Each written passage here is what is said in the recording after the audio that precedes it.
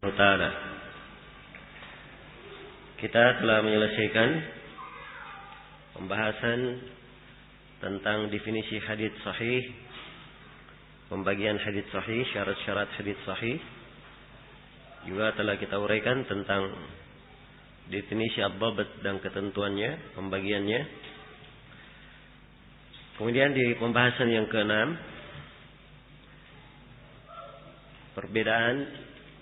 pembedaan tingkat kesahihan. Ya.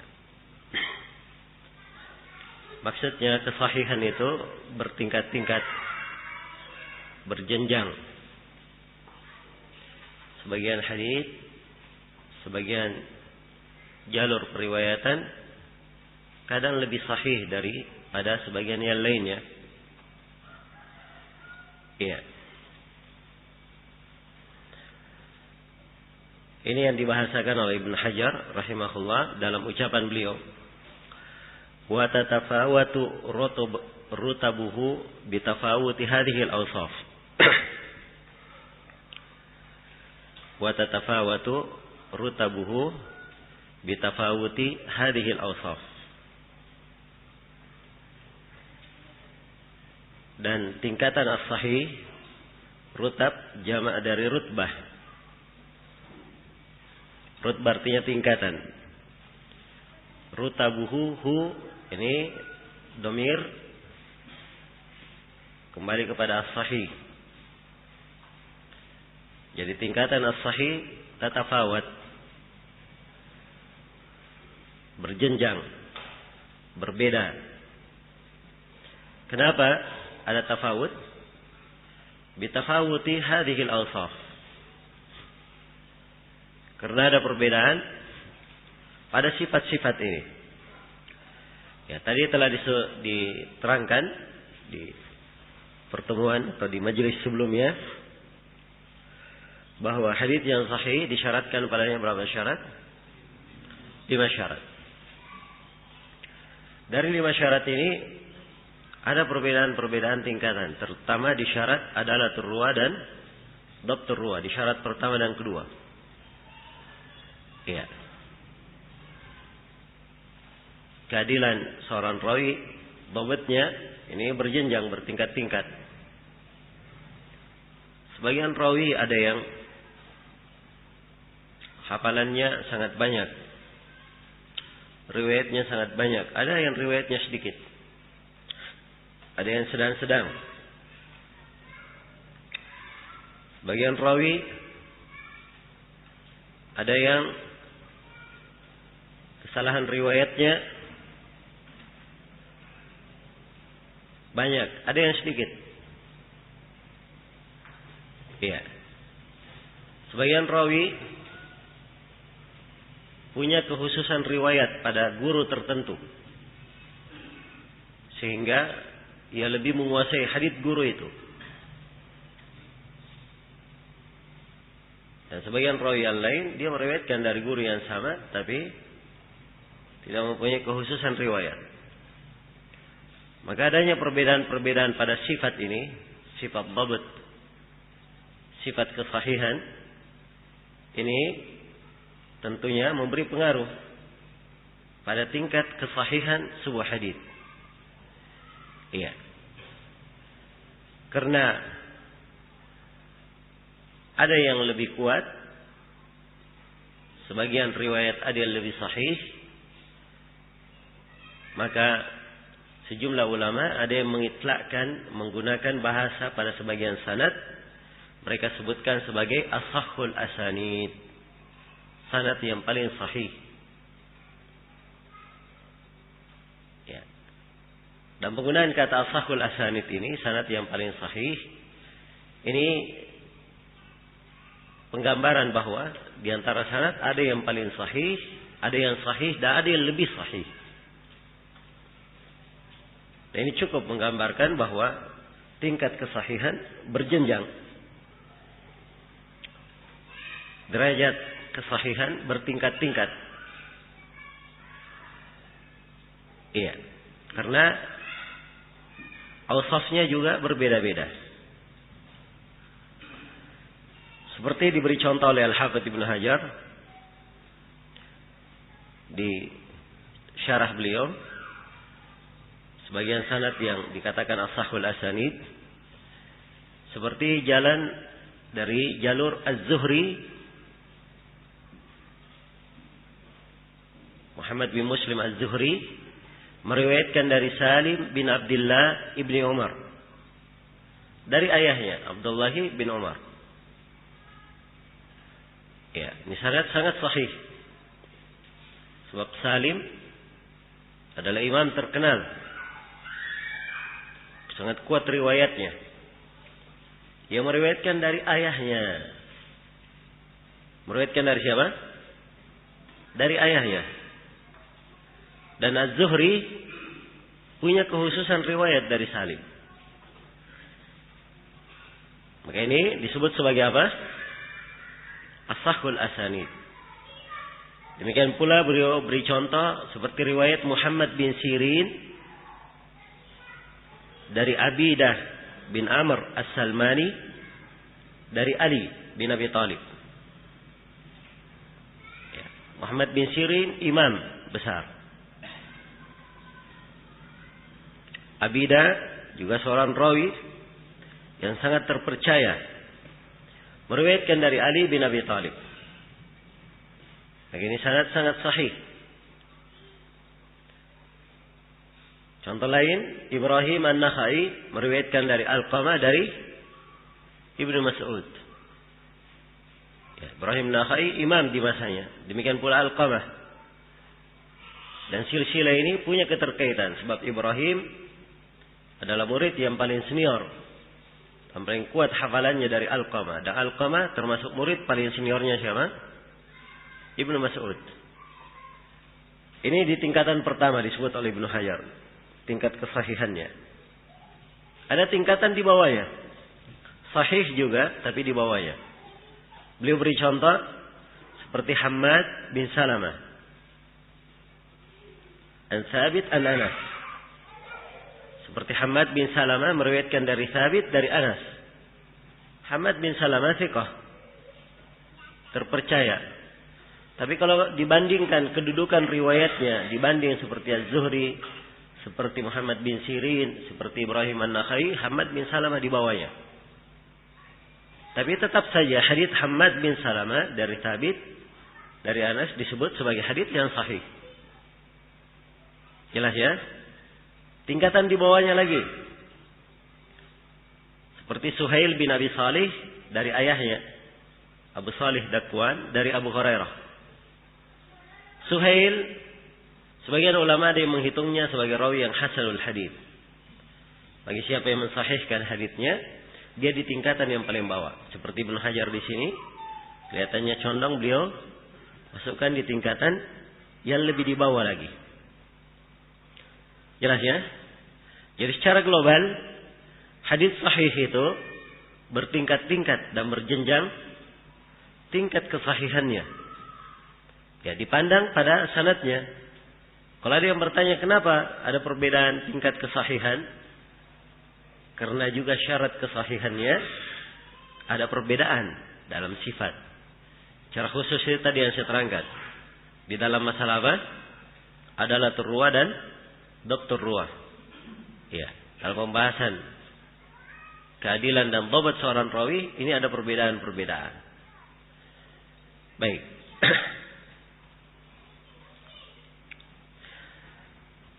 Kemudian Al-Bukhari atau Al-Hafidz Ibnu Hajar rahimahullahu taala setelah menjelaskan bahwa tingkat as-sahih berbeda-beda, maka di sini masuk beliau merinci tingkatan-tingkatan hadits sahih. Iya. Tingkatan-tingkatan hadits sahih. Beliau berkata wa min thamma, kata beliau, wa min thamma quddima sahihul Bukhari thumma Muslimin. Thumma Muslimin maksudnya thumma sahihi Muslimin. Begitu. Thumma syurutuhuma. Ya.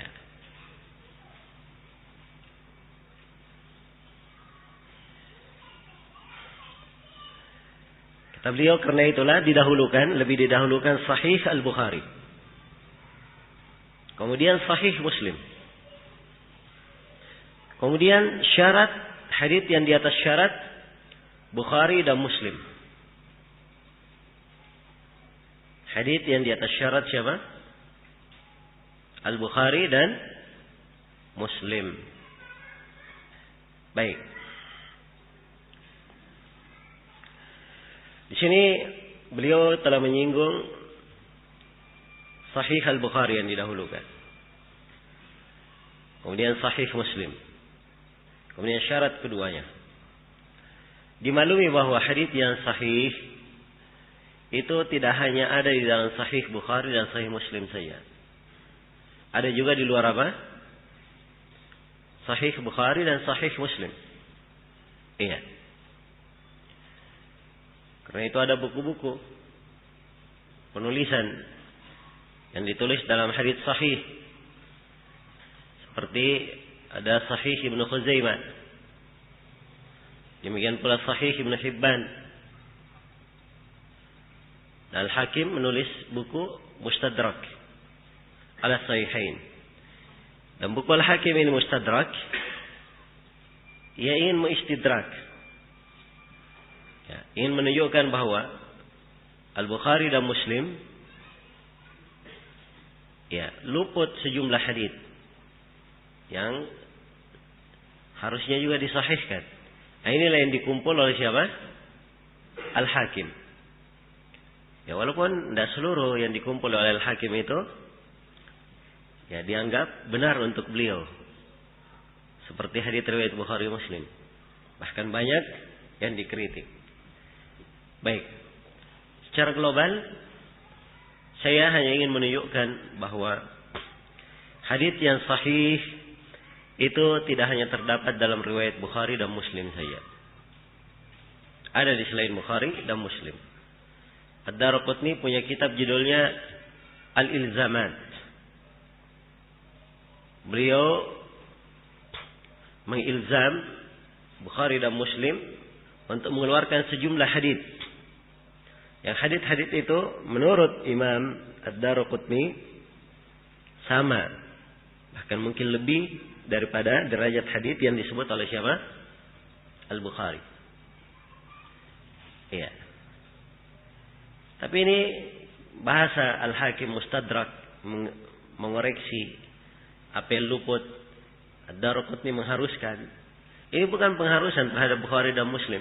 Sebab Bukhari dan Muslim sendiri tidak pernah mengatakan bahwa mereka berdua mengumpulkan seluruh hadits yang sahih. Tidak ada yang dia tinggalkan. Ya. Bahkan Al-Bukhari berkata, saya hafal 100.000 hadits sahih, 200.000 hadits tidak sahih. Dan isi sahih Bukhari, ya, bersama yang berulang cuma 10 ribuan. Kalau tidak berulang hampir 3.000 atau 3 ribuan. Padahal Bukhari hafal berapa? 100.000. Jelas ya? Demikian pula Imam Muslim, dia tidak keluarkan seluruh hadis yang sahih. Karena itu beliau pernah ditanya tentang sebuah hadis. Beliau katakan ini hadis sahih. Kemudian beliau ditanya lagi, kenapa tidak dikeluarkan dalam bukumu? Kata beliau, saya tidak mengeluarkan seluruh hadis sahih, saya sebut di situ. Kemudian beliau sebutkan apa ketentuan dan syaratnya di buku itu. Jelas ya? Ya, semua ini menunjukkan bahwa Bukhari dan Muslim tidak membatasi hadits sahih itu hanya untuk apa? Pada dirinya. Iya. Dan guru kami Syekh Mukbil rahimahullahu taala juga menulis buku judulnya As-Sahihul Musnad mimma laysa fi sahihain. Hadits sahih yang bersambung yang tidak ada di dalam Bukhari dan Muslim. Ya, buku ini beliau tulis karena ada sebagian orang yang menyatakan bahwa hadits yang sahih itu hanya ada di Bukhari Muslim saja, di selainnya tidak ada. Maka beliau ingin membantah sebagian orang itu. Beliau kumpulkanlah hadits-hadits yang sahih tidak di dalam Bukhari dan Muslim. Ya, jelas ya? Dan beliau rahimahullah meninggal dan telah mengumpulkan 2 jilid di dalam hadits yang sahih, tidak di dalam riwayat Bukhari Muslim. Jumlahnya lebih 1000 yang beliau terangkan. Nah, itulah yang kemudian beliau susun dengan tertib fikih menjadi 6 jilid. Menjadi 6 jilid di dalam buku lain. Judulnya Al-Jami' As-Sahih mimma laysa fi sahihain. Jelas ya? Baik. Kalau kita masuk ke dalam pembahasan yang ke-7, awal penulis dalam kumpulan hadits semata, iya. Ini dimaklumi bahwa ada sebagian yang menulis buku, dia ingin dia masukkan di dalam bukunya hanya hadits yang sahih saja. Tapi belum tentu hal tersebut diterima oleh para ulama. Adapun Al-Bukhari dan Muslim, 2 buku ini adalah 2 buku yang disepakati oleh para ulama diterima. Ya. Isi buku mereka secara global. Ya, saya katakan secara global karena memang ada beberapa hadits yang dikritik seperti yang telah saya singgung pada pertemuan sebelumnya.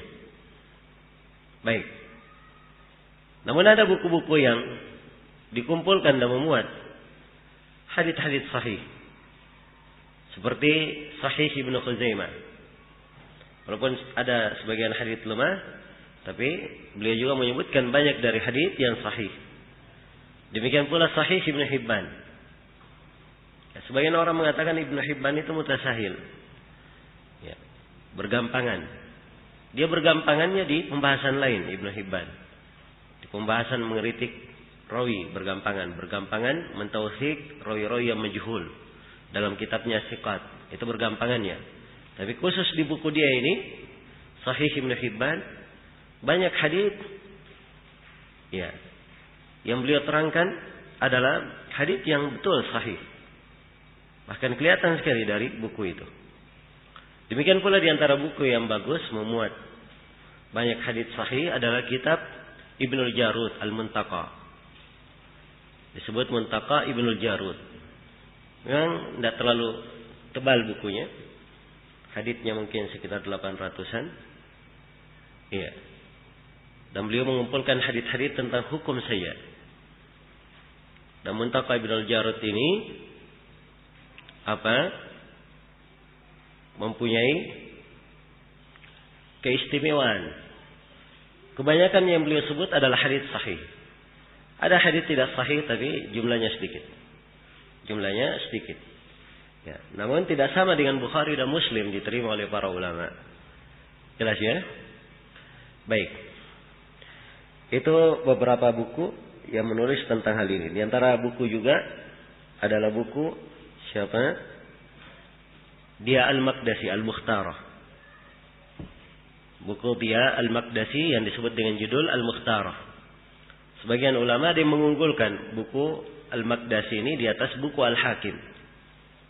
Karena hadits-hadits yang disebut oleh Al-Maqdisi itu lebih banyak daripada hadits-hadits yang sahih yang disebut oleh Al-Maqdisi itu lebih banyak diterima daripada hadits yang disebut oleh Al-Hakim. Ala kulli hal, inilah hadits-hadits atau buku-buku yang memuat hadits-hadits yang sahih. Ya, dan hadits yang sahih itu berkumpul ya di banyak buku. Hampir setiap buku ada hadits sahihnya. Tapi dicampur dengan hadits hadits yang tidak sahih. Bahkan sebagian buku dia terangkan dan dia terangkan hadits yang sahih, hadits yang tidak sahih. Seperti Sunan Abi Daud. Ya, Abu Daud rahimahullah, dari metode beliau di dalam bukunya Sunan Abi Daud, beliau tidak hanya menulis hadits yang sahih saja. Bahkan beliau terangkan bahwa ada hadits yang sahih, ada hadits yang lemah. Ada hadits yang ada hadits yang lemah. Dan beliau terangkan kalau ada kelemahan beliau jelaskan. Kalau kelemahannya sangat besar, beliau jelaskan. Ya, dari Imam Tirmidzi dimaklumi banyak dari riwayat yang beliau terangkan. Setelah itu di akhirnya beliau katakan hada haditsun gharib. Ini hadits gharib. Dan istilah At-Tirmidzi kalau dia menggunakan kata hadits gharib biasanya dia maksudkan hadits lemah. Ya. Ini juga ya bisa ditambahkan di pembahasan gharib tadi. Ada sebagian ulama yang memakai istilah hadits gharib untuk membahasakan hadits apa? Hadits lemah. Ini biasanya dipakai oleh At-Tirmidzi, dipakai oleh Abu Nuaim di dalam Al-Hilyah. Ya. Dan juga terlihat di Musnad Al-Bazzar. Dan bagi biasa yang membaca buku takhrij, itu adalah istilah Az-Zailai di Nasbur Raya. Nah, kalau mereka menggunakan gharib, itu artinya apa? Dhaif. Istilah ini juga yang dipakai oleh Ibnu Katsir di dalam tafsirnya. Saya Ibnu Katsir kalau dia berkata ini hadits gharib, nah itu beliau maksudkan adalah hadits apa? Hadits dhaif. Hadits dhaif. Baik. Jadi di antara para ulama ada yang memakai istilah gharib dan dia inginkan dengannya hadits apa? Dhaif. Karena itu di masa dahulu ya, sebagaimana yang telah saya singgung bahwa ada sebagian ulama yang mencela orang yang meriwayatkan hadits gharib. Baik. Kemudian pembahasan yang ke-8 seputar Sahih Al-Bukhari. Ya, jadi saya terangkan tadi awal penulisan buku kumpulan hadits apa? Sahih semata. Ada ini ya di pembahasan yang ke-7 itu diperbaiki ini ya. Nah, kumpulan hadits sahih semata. Baik. Jadi saya terangkan tadi bahwa hadits yang sahih itu bukan cuma di riwayat Bukhari dan Muslim saja. Kalau begitu hadits yang sahih secara global ada yang sahih dalam riwayat Bukhari dan Muslim, ada yang sahih di luar Bukhari dan apa? Muslim. Yang sahih di luar Bukhari dan Muslim ini ada yang tingkat kesahihannya senilai dengan riwayat Bukhari dan apa? Muslim. Di atas syaratnya. Itu istilah di atas syarat apa? Bukhari dan Muslim. Jadi kalimat kita ada tambahan istilah baru di sini. Di atas syarat apa? Bukhari dan Muslim. Dan ini akan saya terangkan apa makna di atas syarat Bukhari dan Muslim. Iya. Baik. Kalau begitu bisa disimpulkan dan Ibnu Hajar sendiri menyimpulkan hal ini bahwa hadits yang sahih itu mempunyai beberapa tingkatan. Ya. Tingkatan yang pertama, hadits sahih dikeluarkan oleh Al-Bukhari dan Muslim. Ini tingkatan yang pertama yang paling tinggi. Tingkatan yang kedua adalah hadits sahih dikeluarkan oleh Al-Bukhari saja. Tingkatan yang ketiga, hadits sahih dikeluarkan oleh siapa? Muslim saja. Tingkatan yang keempat, hadits sahih di atas syarat Bukhari dan Muslim. Tingkatan yang kelima, hadits sahih di atas syarat Bukhari saja.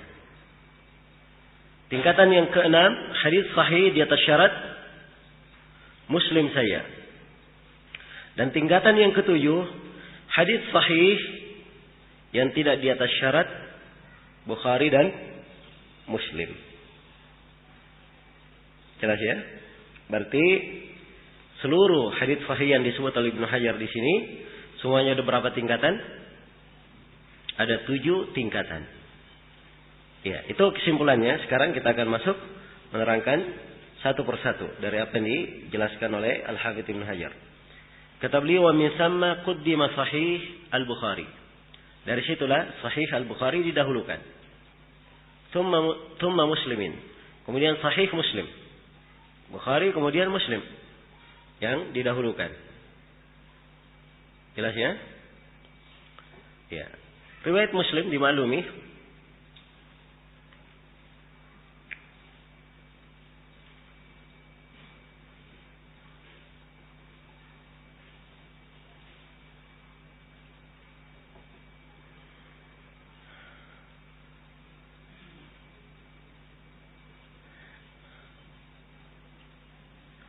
baik. Jadi didahulukan Sahih Bukhari, kemudian Sahih Muslim. Kitab Al-Imam Al-Bukhari namanya Muhammad bin Ismail Abu Abdullah. Kitab Al-Imam Al-Bukhari rahimahullah, ini adalah buku hadits yang paling sahih, yang merupakan rujukan kaum muslimin. Bahkan dia adalah buku yang pertama yang paling sahih setelah Al-Quranul Karim. Iya. Ini disepakati oleh para ulama. Karena di dalam sahihnya Al-Bukhari mensyaratkan syarat-syarat yang menunjukkan tingkat kesahihan yang tinggi. Tingkat kesahihan yang tinggi. Ya. Buku Imam Al-Bukhari judul aslinya Al-Jami' As-Sahih Al-Musnad min hadithi Rasulullah sallallahu alaihi wasallam wa sunanihi wa ayyamihi. Saya ulangi. Judulnya apa? Al-Jami' As-Sahih Al-Musnad min hadithi Rasulullah sallallahu alaihi wasallam wa sunanihi wa ayyamihi. Al-Jami' artinya kumpulan, jami' kumpulan. As-Sahih kumpulan hadits yang sahih. Al-Musnad yang bersambung secara marfu'. Ya, karena itulah hadits yang mu'allaq dan asar-asar yang ada di Sahih Bukhari itu bukan dari sahihnya, tidak dihitung. Bukan itu yang disepakati oleh para ulama. Jelas ya? Kalau ada ucapan sahabat, ucapan tabi'in, ya itu harus diperiksa sanadnya. Berbeda kalau sanad sudah bersambung, yang musnad, nah itu yang disepakati oleh para ulama, dia apa? Diterima. Jelas ya? Iya. Baik. Al-Jami' As-Sahih Al-Musnad yang bersambung min hadits Rasulullah. Min hadits Rasulullah, dari hadits Rasulullah sallallahu alaihi wasallam, wa sunanihi, dan sunnah-sunnahnya, wa ayyamihi, dan hari-hari beliau. Dan hari-hari beliau. Ya, sebab yang disebutkan di dalam Sahih Bukhari sangat lengkap sekali. Menggunakan kalimat jami' ini bukan khusus membahas tentang hukum. Karena Al-Bukhari memasukkan juga pembahasan akidah di dalamnya, pembahasan iman, pembahasan tauhid. Beliau masukkan juga di dalamnya pembahasan tafsir, pembahasan az-zuhud, ya, pembahasan raqaiq. Jelas ya? Jadi dia bukan berbentuk sunan. Ya, karena sunan itu biasanya dia lebih banyak menguraikan tentang hadits-hadits hukum. Itu as-sunan. Iya.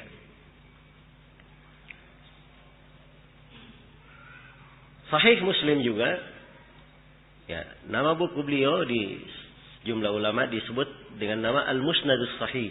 Ada yang menamakannya Al-Jami' As-Sahih. Al-Jami' As-Sahih. Ya. Baik. Di dalam memperbandingkan antara Bukhari dan Muslim, ya, para ulama ada yang mendahulukan Bukhari dan mendahulukan Bukhari di atas Muslim. Dan ini pendapat kebanyakan ulama. Dan ada sebagian ulama, dan ini pendapat biasanya dari Ahlul Maghrib, sebagian Magharibah, mereka lebih mendahulukan Sahih Muslim di atas Sahih Al-Bukhari. Namun Ibnu Hajar di sini telah menekankan bahwa Bukhari didahulukan terhadap apa? Muslim. Karena itu beliau katakan wa min thamma qaddima sahihul Bukhari thumma Muslimin. Ya, dari situlah didahulukan sahih Al-Bukhari, kemudian apa? Sahih Muslim. Iya. Didahulukan sahih Al-Bukhari, kemudian sahih Muslim. Nah, kalau kita ingin memperbandingkan,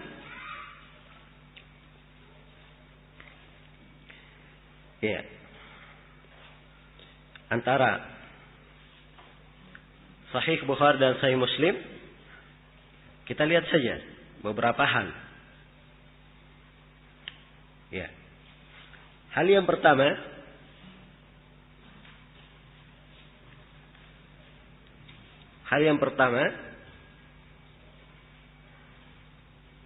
bahwa Muslim itu adalah murid siapa? Murid Al-Bukhari. Bahkan Ad-Darqutni berkata, dinukil juga oleh Ibnu Hajar di sini, lawal Al-Bukhari lama raha Muslimun wala ja. Ini kata bukan karena Al-Bukhari, Muslim tidak akan datang dan tidak akan muncul. Iya. Baik. Dan ini pendahuluan lebih secara global. Yang kedua, dan ini secara terperinci, ya, secara terperinci, sanad riwayat Al-Bukhari itu lebih bersambung dari apa? Sanad periwayatan oleh Imam Muslim. Karena Al-Bukhari mensyaratkan syarat yang lebih ketat daripada apa? Daripada Imam Muslim. Ya, Al-Bukhari dia syaratkan seorang rawi harus diketahui mendengar dari gurunya, walaupun sekali. Ya, jadi harus diketahui mendengar kalau Al-Bukhari. Bukan kemungkinan saja. Kan kemungkinan bisa dipakai. Imam Muslim pakai kemungkinan. Kalau Imam Muslim cukup dengan mereka ini semasa yang memungkinkan mereka berjumpa. Ingat ya, memungkinkan mereka apa? Berjumpa. Ya. Kalau tidak memungkinkan semasa, tapi tidak memungkinkan, Imam Muslim juga melemahkan. Ya. Nah, itu ada sebagian yang keliru. Dia lihat, oh ini semasa, langsung dia sahihkan. Belum tentu. Ya, satu misalnya tinggal di Kufa dan satunya tinggal di Andalus sana, di Maghrib misalnya, itu jauh tempatnya. Ya. Kemungkinan berjumpanya sedikit. Jelas ya? Dan itu Imam Muslim tidak memakai syarat ini, yang seperti itu. Bahkan di dalam bukunya Kitab At-Tamyiz, beliau melemahkan sebagian riwayat karena rawinya tidak diketahui mendengar dari gurunya. Nah, ini menunjukkan bahwa Imam Muslim ketentuan muasaranya bukan sembarangan. Baik, jadi secara global sanad Imam Al-Bukhari itu lebih bersambung daripada sanad siapa? Imam Muslim. Karena Al-Bukhari mensyaratkan, memastikan ini rawi pasti dengar dari gurunya. Kalau Imam Muslim ada rawi misalnya, ya, ada sebagian rawi, tidak seluruh rawi seperti itu tentunya. Sebagian rawi dia meriwayatkan dari guru. Ya. Dan keduanya mungkin berjumpa, Imam Muslim sudah anggap itu cukup. Dianggap sebagai hadits yang apa? Sahih. Nah, akan datang nanti kita bahas pembahasan ini antara Al-Bukhari dan Muslim dalam penggunaan kalimat an. Ya. Dan kesimpulannya bahwa syarat Muslim adalah hal yang sahih dan syarat Al-Bukhari lebih sahih. Dua-duanya sahih, tapi Bukhari lebih apa? Lebih sahih. Ya, baik. Ini yang kedua. Jadi Al-Bukhari diunggulkan. Yang kedua dari sisi sanad Imam Muslim atau sanad Imam Al-Bukhari lebih bersambung. Kemudian yang ketiga, Imam Al-Bukhari ya bersendirian mengeluarkan riwayat 435 orang rawi. Iya. Adapun Imam Muslim, beliau bersendirian mengeluarkan riwayat 620 orang rawi. Jadi maksudnya kalau ada penggunaan rawi di sini, saya sebut bersendirian, itu bukan seluruh rawi mereka. Jadi ada rawi-rawi Bukhari dan Muslim memakai dua-duanya, kedua mereka memakai. Kalau keduanya memakai sudah selesai, tidak ada silang pendapat, kan begitu? Ya. Yang kita mau ukur sekarang di sini untuk memperbandingkan rawi Bukhari saja dan rawi Muslim saja. Rawi yang dipakai oleh Bukhari saja 435. Rawi yang dipakai oleh Muslim saja 620. 600 berapa? 20. Iya. Yang dikritik dari rawi Al-Bukhari 435 ini, yang dikritik 80 orang rawi. Ada kritikan. Ya. Kalau Imam Muslim yang dikritik dari rawinya 620, dikritik 2 kali lipatnya, 160.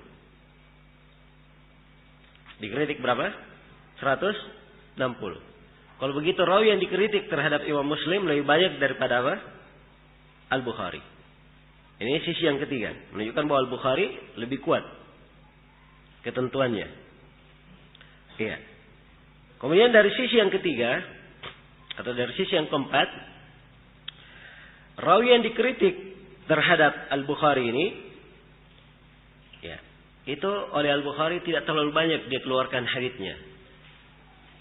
Berbeda dengan Imam Muslim, rawi yang dikritik terhadapnya banyak di antara mereka dikeluarkan haditsnya. Ada juga rawi yang dikritik terhadap Al-Bukhari. Imam Al-Bukhari banyak meriwayatkan haditsnya seperti Ismail bin Abi Uwais misalnya. Iya. Al-Bukhari banyak juga meriwayatkan haditsnya walaupun dikritik. Tapi Imam Muslim dia banyak mengeluarkan hadits yang lain yang dikritik. Iya. Seperti hadits Khalid bin Makhlad Al-Qatawani. Ya. Dan seperti hadits Suhail bin Abi Salih, Al-Ala bin Abdurrahman. Jelas ya? Ya, dan ada rawi-rawi yang lainnya. Seperti juga Muhammad bin Hatim. Muhammad bin Hatim. Dan selainnya dari rawi-rawi, Imam Muslim banyak meriwayatkannya. Ya, jadi ini keunggulan Al-Bukhari dari sisi yang keempat. Dari sisi yang kelima, kebanyakan rawi yang dikritik terhadap Imam Al-Bukhari itu adalah guru beliau langsung, orang yang beliau kenal. Berbeda dengan Imam Muslim. Kebanyakan yang dikritik tingkatan rawi yang di atasnya. Ya. Kalau misalnya guru saya kenal langsung, ada yang mengkritik, ya, saya lebih mudah untuk apa? Mengukur kritikan sebab orangnya langsung saya jumpai. Berbeda dengan apa namanya? Guru yang tidak kita jumpai. Maka di sini letak keunggulan Al-Bukhari dari sisi yang kelima. Dari sisi yang keenam, ya, hadits-hadits yang dikritik terhadap Al-Bukhari itu lebih sedikit jumlahnya daripada hadits-hadits yang dikritik terhadap siapa? Terhadap Imam Muslim. Jumlahnya lebih sedikit. Iya. Baik.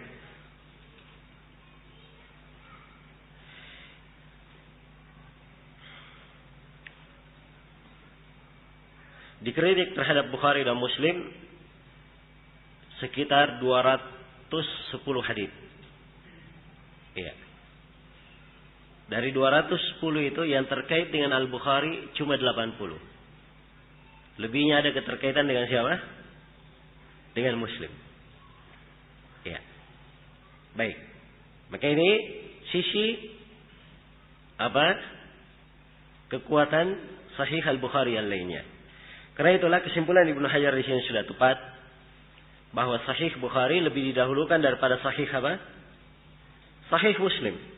Hanya saja memang Imam Muslim punya keutamaan dari sisi husnul tartib. Tartib bukunya itu sangat rapi. Rapi sekali. Iya.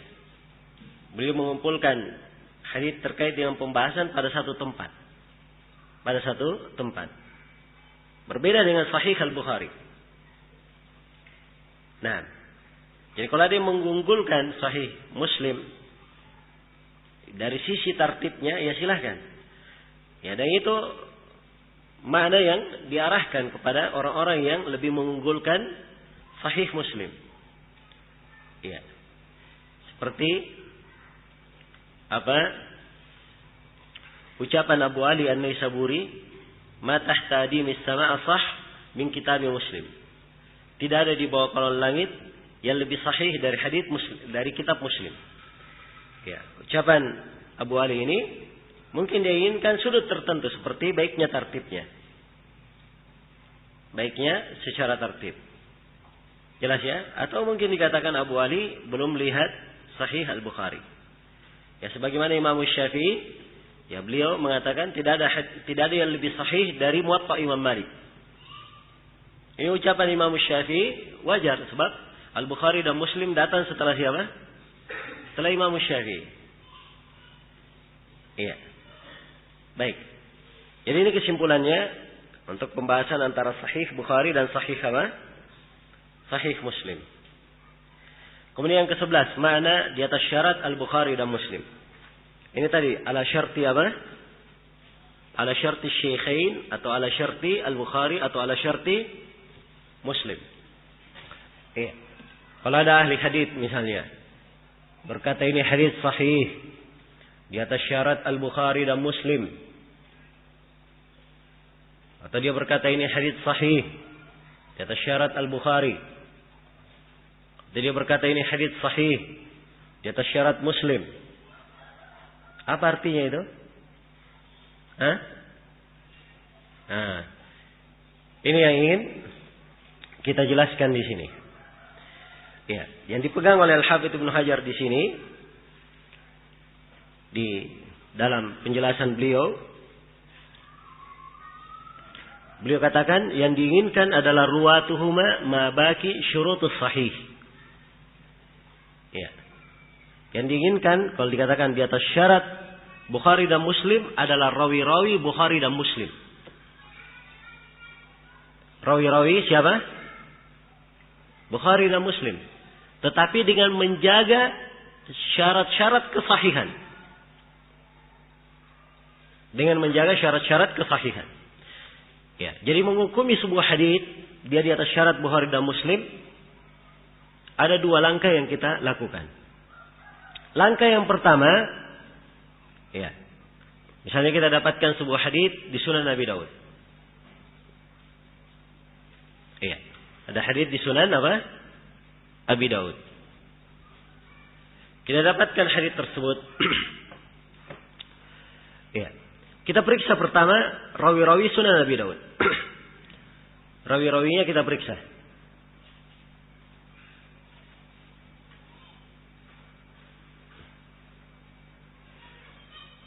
Belum ada maktabah syamilahnya sini. Ya. Pertama kita periksa dulu rawi-rawinya.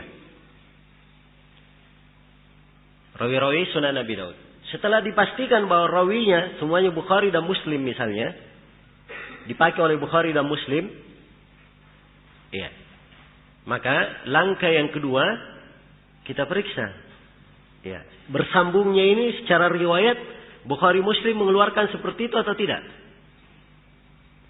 Jelas ya? Bersambungnya secara riwayat Bukhari dan Muslim mengeluarkan seperti itu atau tidak? Nah, ini yang kedua. Itulah tadi pembahasan yang dikatakan dengan menjaga syarat-syarat apa? Kesahihan. Dan harus diperiksa apakah dia terlepas dari illah atau tidak. Iya, terlepas dari illah atau tidak. Baik. Mungkin kita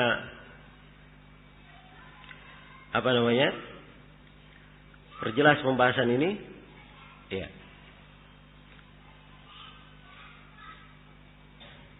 Sebab ini di dalam mengukur syarat as-sahihain, ya, seorang itu perlu kehati-hatian di dalam mengukurnya. Jangan sampai dia mengukur sesuatu dia katakan di atas syarat as-sahihain, padahal sebenarnya dia tidak dihitung.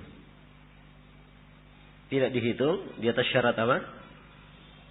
Di atas syarat syekhain. Karena ada kelemahan. Ya, ada kelemahan yang tidak disetujui oleh siapa? Yang tidak disetujui oleh asy-syekhain. Iya. Baik.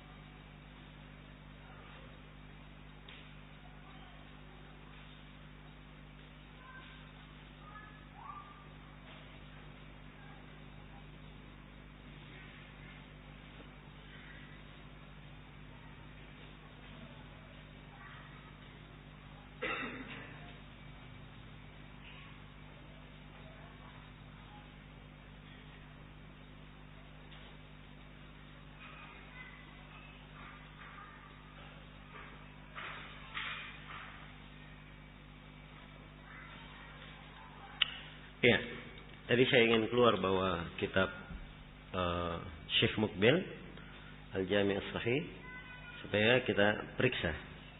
Kita ambilkan contoh-contoh di situ. Di dalam buku beliau banyak sekali beliau bawakan hadits-hadits dan beliau komentari. Ada yang di atas syarat Bukhari Muslim, ada yang di atas syarat Bukhari saja, ada di atas syarat Muslim saja, ada yang sahih saja. Jelas ya?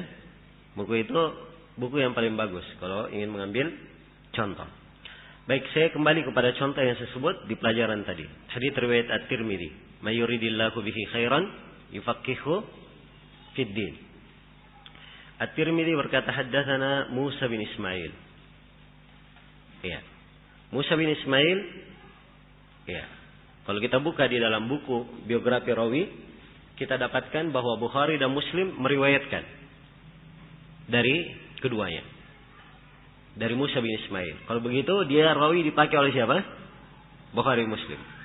Musa bin Ismail meriwayatkan dari Ismail bin Ja'far.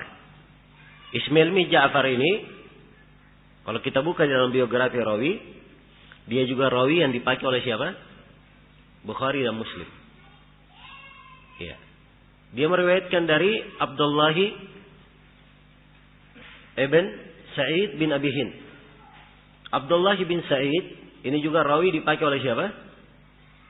Bukhari dan Muslim. Demikian pula ayahnya, dia meriwayatkan dari ayahnya Sa'id bin Abi Hind. Dia juga rawi dipakai oleh siapa?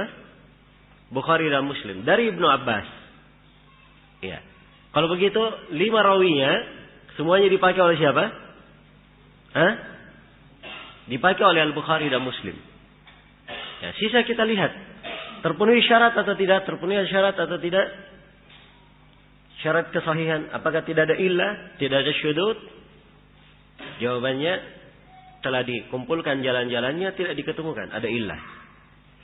Kalau begitu, ini betul hadits sahih di atas syarat siapa? Bukhari dan Muslim. Iya. Tapi kalau misalnya datang riwayat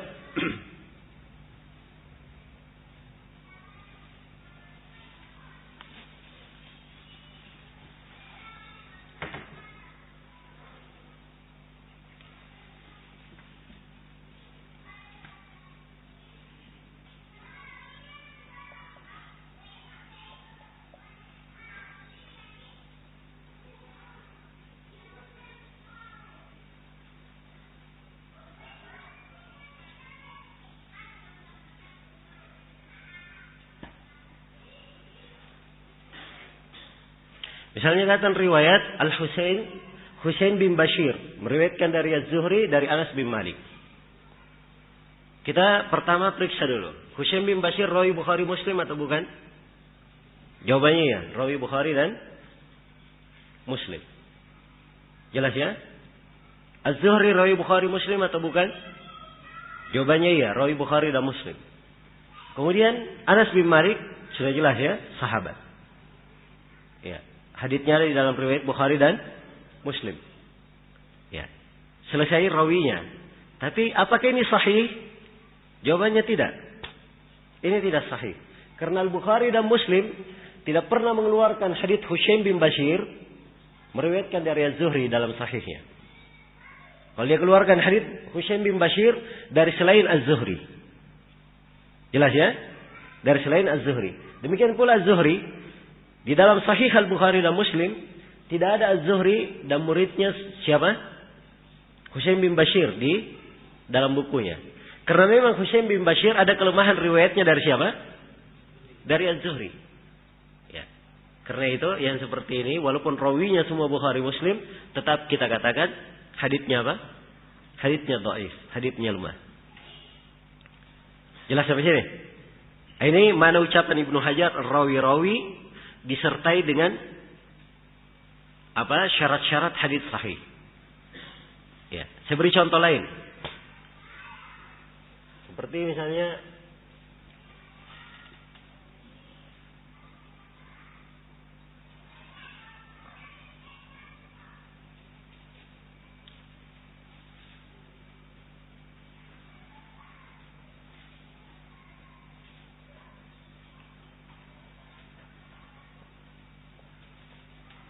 misalnya Ma'mar bin Rashid meriwayatkan dari Qatadah dari Anas bin Malik.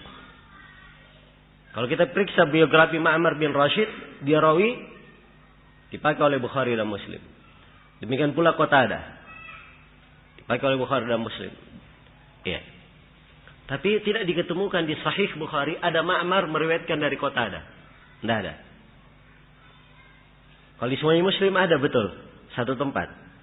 Hanya sebagai pendukung saja, bukan di asal. Pendukung. Dan ini tidak dianggap. Ya. Kalau dia dijadikan pendukung oleh Imam Muslim, itu tidak masuk di syarat sahihnya. Jelas ya? Di satu tempat saja, di pembahasan tentang terpecahnya bulan. Ya. Kenapa kita tidak anggap ini di atas syarat Sahih Bukhari? Karena Ma'mar, riwayatnya dari Qatadah ada apa? Ada kelemahan. Karena itu kalau di luar Sahih Bukhari dan Muslim, maka akan dilemahkan riwayat ini. Akan dilemahkan. Jelas ya? Demikian pula misalnya, ya. Kalau kita lihat awal hadits di Sunan Abi Daud,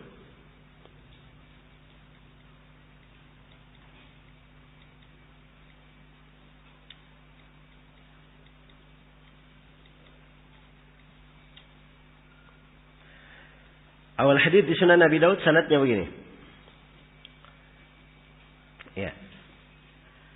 Kata Abu Dawud rahimahullah, haddatsana Abdullah bin Maslamah bin Qanab al-Qanabi. Qala haddatsana Abdul Aziz ya'ni ibnu Muhammad. An Muhammad bin Amr an Abi Salamah anil Mughirah radhiyallahu anhu anna an-nabiy sallallahu alaihi wasallam kana idza dhahaba al-madhhab ab'ad. Ini awal hadits di mana? Sunan Abi Dawud. Abu Dawud berkata haddatsana Abdullah bin Maslamah bin Qanab al-Qanabi. Abdullah bin Maslamah bin Qanab al-Qanabi ini thiqah dari rawi siapa? Bukhari dan Muslim. Ya. Qala haddatsana Abdul Aziz bin Muhammad, menceritakan kepada kami Abdul Aziz bin Muhammad. Abdul Aziz bin Muhammad siapa? Ad-Darawardi, Hasanul Hadits. Dia rawi dipakai oleh Imam Muslim. Jelas? Dari Muhammad bin Amr. Muhammad bin Amr Hasanul Hadits juga dipakai oleh Bukhari dan Muslim. An Abi Salamah, Abu Salamah thiqah dipakai oleh Bukhari dan Muslim. Anil Mughirah. Mughirah bin Syu'bah sahabat. Kalau begitu hadits ini di atas syarat siapa? Semuanya rawi Bukhari dan Muslim kecuali Abdul Aziz bin Muhammad. Dia rawi siapa? Muslim. Harusnya dibilang di atas syarat apa? Syarat Muslim. Tapi di sini kita tidak bilang di atas syarat Muslim. Kenapa? Karena Imam Muslim untuk hadits Abdul Aziz bin Muhammad Darawardi disaring oleh beliau di dalam sahihnya. Iya. Dia ada bentuk kelemahan yang beliau berhati-hati terhadapnya. Dan apa yang dimasukkan di dalam sahihnya itu disaring oleh Imam Muslim. Kalau begitu orang yang di luar, orang yang bukan Imam Muslim, tidak boleh dia keluar kemudian dia berkata di atas syarat Muslim. Sebab Imam Muslim menyaring hadits-hadits yang ada di dalam sahih. Jelas ya? Sama pula dengan riwayat Suhail bin Abi Saleh dari ayahnya, dari Abu Hurairah. Ya. Ada sebagian orang-orang yang mentakhrij, dan ini sering kita ketemukan. Ya, takhrij haditsnya, ini hadits sahih di atas syarat Muslim. Memang betul, silsilah itu ada di Sahih Muslim. Tapi Imam Muslim memasukkan hadits Suhail, itu disaring oleh Imam Muslim. Ya, afwannya di sebagian tempat Ibnu Hajar menyebutkan hadits Al-Ala bin Abdurrahman dari ayahnya dari Abu Hurairah. Ibnu Hajar mengingatkan, ini walaupun di Sahih Muslim, tapi di luar Sahih Muslim tidak boleh dikatakan di atas syarat apa? Di atas syarat Muslim. Iya. Karena Imam Muslim menyaring hadits-hadits Al-Ala di dalam sahihnya. Ya, dan kita di luar, yang di luar Sahih Muslim, kita bukan Imam Muslim bisa menyaring. Ya. Cukup kita katakan haditsnya sahih. Karena kita tidak ketemukan illah, tapi mengatakan di atas syarat Muslim, boleh atau tidak? Jawabannya tidak. Jelas ya? Maka ini ketentuan-ketentuan penting di dalam menghukumi hadits itu di atas syarat Bukhari dan Muslim, atau di atas syarat Bukhari saja, atau di atas syarat Muslim saja. Jadi sekali lagi langkahnya ada dua. Yang pertama kita periksa dulu rawinya semua. Kalau rawinya semuanya rawi Bukhari dan Muslim, kita katakan di atas syarat apa? Syarat Bukhari dan Muslim. Kalau rawinya semuanya Bukhari Muslim kecuali satu orang, ada yang Bukhari saja, kita katakan di atas syarat siapa? Di atas syarat Bukhari saja. Kalau rawinya misalnya semuanya rawi Bukhari Muslim kecuali satu orang, dia adalah rawi Muslim, maka ini dikatakan di atas syarat apa? Syarat Muslim. Kalau rawi pertama 5 tingkatan. Yang pertama Bukhari, yang kedua Muslim, yang ketiga Bukhari, yang ketiga Muslim, yang keempat Muslim. Ini dikatakan di atas syarat apa? Bukhari atau Muslim? Tidak dua-duanya, kan begitu? Ya, dikatakan sahih saja. Jelas ya? Tidak dua-duanya. Jadi ini ketentuan pertama. Diperiksa dulu rawinya. Ya. Kalau mau bertanya, bagaimana cara memeriksa ini rawi Bukhari Muslim atau tidak? Nah, ini akan datang pembahasannya. Di pembahasan rawi-rawi. Jelas ya? Karena untuk memastikan rawi ini dia dengar atau tidak, dia rawinya siapa, dipakai siapa, itu lengkap buku-bukunya. Lengkap buku-buku riwayatnya. Jelas ya? Dan ini dari jasa para ulama kita yang telah menyusun buku-buku itu. Ya, mereka tahu bahwa orang yang datang setelahnya itu hafalannya tidak ada yang beres. Ya. Hafalannya tidak ada yang beres. Karena itu harus dibikinkan buku yang bisa memudahkan. Nah, alhamdulillah buku-buku itu memudahkan kita melacak. Jelas ya? Memudahkan kita melacak ini rawi dipakai oleh siapa. Baik. Kemudian setelah kita ketahui, jadi jalan yang pertama diperiksa dulu rawi-rawinya, ya, dipastikan. Jalan yang kedua, diperiksa seluruh syarat apa? Sahih tadi. Kan saya terangkan, syarat sahih ada berapa? Ada 5. Adalah turwa, dokter ruwa, kemudian apa? Ittisalus sanad, kemudian ada musyudud, ada mulillah. Keadaan sebuah sanad, masya Allah, semuanya Bukhari Muslim, masya Allah. Iya. Kayak matahari, kalau kita lihat sanadnya, rawi-rawinya masyhur, tapi ternyata ada illah di dalamnya, ada cacat. Iya. Banyak orang yang tidak memahaminya. Jelas ya? Nah, ini akan datang di pembahasan mu'allal. Iya. Di pembahasan mu'allal. Baik. Khususnya tadi saya beri contoh dalam masalah dokter ruwa. Ada sebagian rawi, dia thiqah pada seorang guru, tidak thiqah pada guru yang lainnya. Nah, ini sangat penting sekali untuk dipertimbangkan. Baik. Iya. Selesai sudah ya kita menjelaskan di sini, menerangkan tentang syarat Al-Bukhari dan Muslim. Kemudian pembahasan yang ke-12, definisi hadits hasan. Ya, kita sudah selesai menguraikan tentang apa?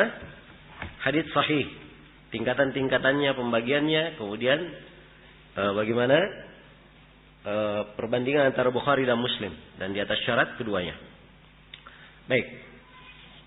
Jadi secara kesimpulan hadits yang sahih itu yang paling didahulukan tingkatan pertama yang didahulukan apa? Riwayat Bukhari dan Muslim yang dikeluarkan oleh Bukhari dan Muslim. Kemudian yang kedua sahih yang diriwayatkan oleh siapa? Bukhari saja. Yang ketiga sahih diriwayatkan oleh siapa? Muslim saja. Kemudian yang keempat sahih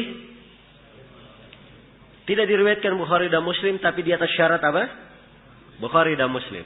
Yang kelima sahih di atas syarat Bukhari saja. Yang keenam sahih di atas syarat Muslim saja. Yang ketujuh sahih tapi di atas syarat keduanya. Ini 7 tingkatan. Jelas ya? 7 tingkatan dari tingkatan as-sahih. Baik. Iya.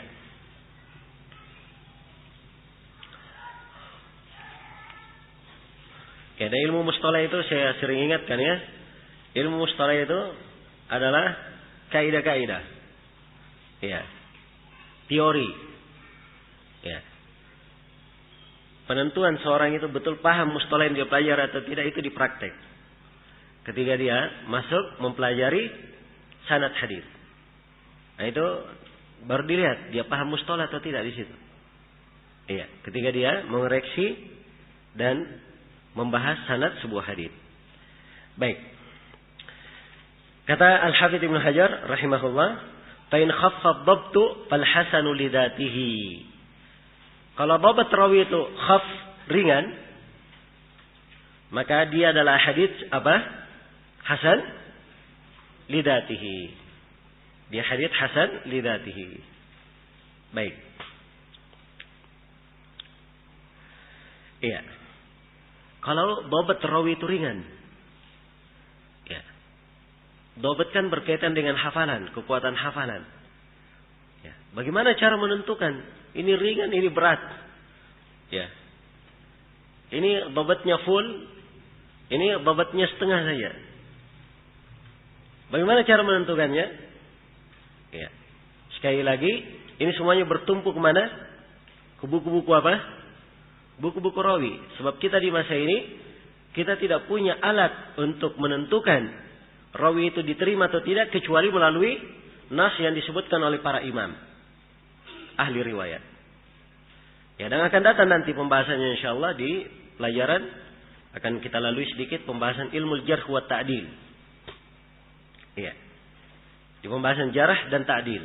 Nah, di situ kita bisa ukur ini rawi dia thiqah atau tidak. Misalnya kalau rawinya dikatakan si fulan ilaihil muntaha fit tasabbut. Fulan ini di dalam masalah kekokohan periwayatan adalah berada di puncak. Ya. Ini haditsnya apa? Sahih atau hasan? Hah? Ya, dikatakan dia sahih hadits. Jelas ya? Tapi kalau datang riwayat dari seorang alim ulama dikatakan si fulan, ya, dia thiqah, tapi sering melakukan kesalahan. Ya, jelas ya? Ya, maka ini sering melakukan kesalahan ini, mungkin dia turun ke derajat hadits apa? Hadits hasan. Karena kesalahannya menunjukkan dhabtnya yang tidak begitu apa? Tidak begitu kuat. Tidak ada bahasa-bahasanya untuk dhabt yang tidak begitu kuat. Misalnya imamnya berkata, fulan hasanul hadits. Ya. Dia ini hasan haditsnya. Atau si imam ketika ditanya, bagaimana kedudukan fulan? Si imam menjawab, ya, Imam Ahmad berkata, la ba'sa bihi, tidak apa-apa dengannya. Kalimat tidak apa-apa itu artinya tidak apa-apa diterima. Ya. Tapi bukan di derajat hadits apa? Sahih. Ya. Tanya bagaimana dengan fulan? Oh, tidak ada masalah. Itu hasan ya. Bagaimana dengan fulan? Oh, itu masya Allah thiqah. Nah, ini berarti dia apa? Nah, lebih kuat lagi riwayatnya. Jelas ya? Dan ini ada nanti di tingkatan maratib at-ta'dil. Ya, di maratib at-ta'dil. Jadi dalam mengukur rawi itu dia haditsnya sahih atau hasan, ada 6 tingkatan lafaz riwayat. Iya. Ada yang di hadits, ada yang derajatnya di hadits sahih, Ada yang di derajatnya di hadits apa? Hasan. Dan ada yang di derajat i'tibar. Dia hanya di syawahid dan mutaba'at. Hadits dhaif pun demikian. Ada hadits dhaif yang riwayatnya tidak bisa dipakai sama sekali. Dan ada dhaif tapi masih bisa mendapat pendukung. Masih bisa mendapat pendukung. Nah, ini di pelajaran jarh wa ta'dil. Nah, ada lafaz-lafaz yang biasa digunakan oleh imam. Ya, kata-kata yang biasa digunakan oleh imam. Misalnya seorang imam berkata, bagaimana kedudukan si fulan? Oh, fulan itu seorang syekh. Seorang syekh. Apa artinya syekh? Hah? Syekh ini artinya dia dhaif, tapi haditsnya bisa dipakai apa? Sebagai pendukung. Ya. Beda sekarang ya, kalau disebut syekh itu berarti Masya Allah ya. Kalau di masa dahulu disebut syekh, nah itu dia haditsnya diterima kalau ada pendukungnya. Kalau ada apa? Ada pendukungnya. Bagaimana si fulan? Oh, si fulan itu salih. Dia orang yang salih. Ya. Salih di mana kedudukannya? Di hasan atau sahih? Jawabannya tidak. Dia tidak di hasan, tidak pula di mana? Di sahih. Dia di derajat dhaif, bisa menerima pendukung. Bisa menerima apa? Pendukung. Jadi ada kalimat-kalimat perlu kita mengerti. Di mana letaknya, apa tingkatannya, di mana digunakan. Inilah pembahasan, di pembahasan apa? Ilmu al-jarh wa ta'dil. Iya. Dan ilmu ini perlu pembiasaan. Ya. Seorang kadang menghafal lafaz-lafaznya dan kadang dia terbiasa membaca biografi rawi. Biografi rawi. Ya. Dan insyaallah taala ada cara belajarnya dan ada cara seseorang itu melatih dirinya ya untuk untuk bisa menghukumi rawi ya, dan yang paling pentingnya ada guru yang membimbingnya ya. Sebab ini bukan ilmu yang dikatakan dia dapat belajar dengan cara otodidak saja iya.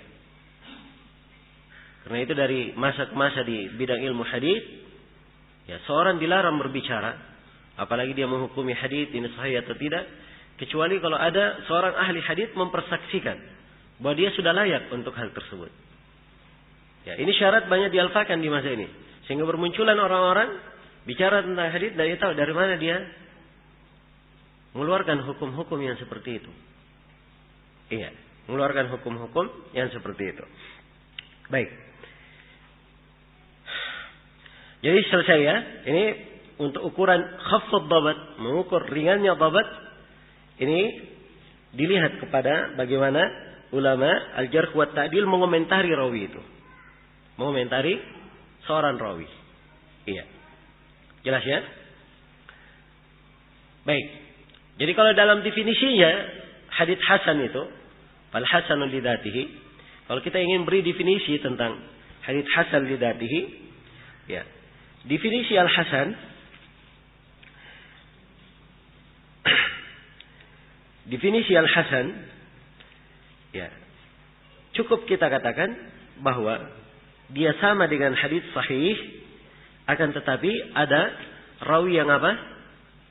Khaffadatuhu, yang ringan dhabatnya. Ya, ini kalau menurut Ibnu Hajar di sini yang dipilih oleh Ibnu Hajar. Ya. Tapi terus terang di pembahasan hadits hasan ini ya ada banyak definisi di kalangan para ulama. Dan tatkala kedudukan hadits hasan ini antara sahih dan dhaif, di antara sahih dan dhaif, maka mengukurnya ini agak rumit. Ya. Karena itu Imam Ad-Dhahabi ya menganggap hal tersebut sangat rumit. Bahkan beliau mengatakan putus asa menentukan kaidah tetap. Iya. Namun para ulama memberikan definisi-definisi dan apa yang disebut oleh Ibnu Hajar di sini sudah kesimpulan tepat. Walaupun ada rincian ya sebenarnya di belakangnya, tapi ini sekali lagi pelajaran kita ini adalah pelajaran dasar dan kita memulai untuk memahami. Baik. Jadi apa yang disebut oleh Ibnu Hajar di sini definisi hasan li dzatihi itu sudah pada tempatnya. Ya, bahwa hasan li dzatihi itu adalah hadits yang sama seperti hadits sahih, hanya saja di dalam sanadnya ada rawi yang apa? Khaffadatuhu. Ringan dhabatnya. Iya. Ringan dhabatnya. Baik. Seperti hadis yang kita baca tadi di Sunan Abi Daud tadi. Ya. Abu Daud berkata haddatsana Abdullah bin Maslamah bin Qanab Al-Qanabi. Ya, dia thiqah.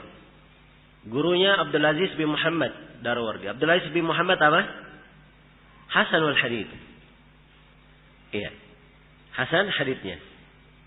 Meriwayatkan dari Muhammad bin Amr. Muhammad bin Amr juga dari rawi hasanul hadits. Jelas ya? Kalau begitu hadits ini dihukumi sebagai hadits apa? Hadits yang hasan.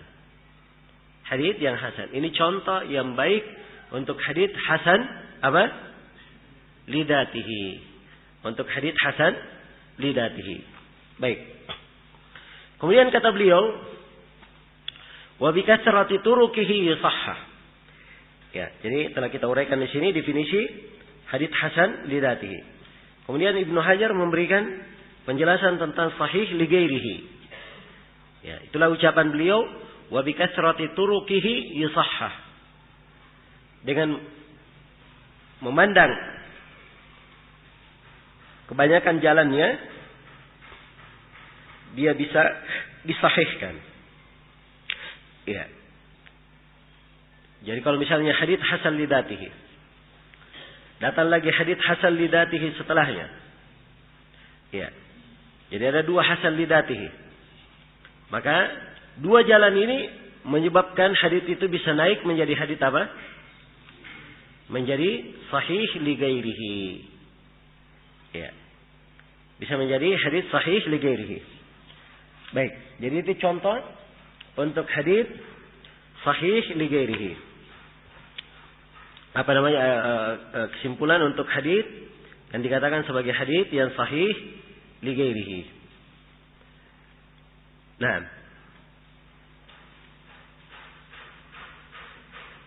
iya. Diberi contoh oleh Ibnu Shalah untuk hadits sahih li ghairihi.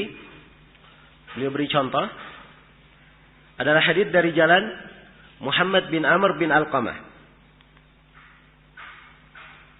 Hadits dari jalan siapa? Muhammad bin Amr bin Alqamah. An Abi Salamah bin Abdurrahman. Muhammad bin Amr bin Alqamah ini seorang rawi hasanul hadits. Haditsnya apa? Haditsnya hasan. Iya. Baik. Dia meriwayatkan dari Abu Salamah bin Abdurrahman. Abu Salamah bin Abdurrahman bin Auf Az-Zuhri, seorang rawi thiqah. Haditsnya dipakai oleh Bukhari dan Muslim. An Abi Hurairah, dari Abu Hurairah. Rasulullah bersabda, "Laula an asyqa ala ummati la amartuhum bis-siwak inda kulli shalah." Andai kata tidak memberatkan umatku, saya akan perintah mereka untuk melakukan salat, melakukan siwak, bersiwak setiap kali mau salat. Ini hadis dari sisi sanad, kita katakan sanadnya apa? Sahih atau hasan? Hasan lidatihi. Kenapa hasan lidatihi?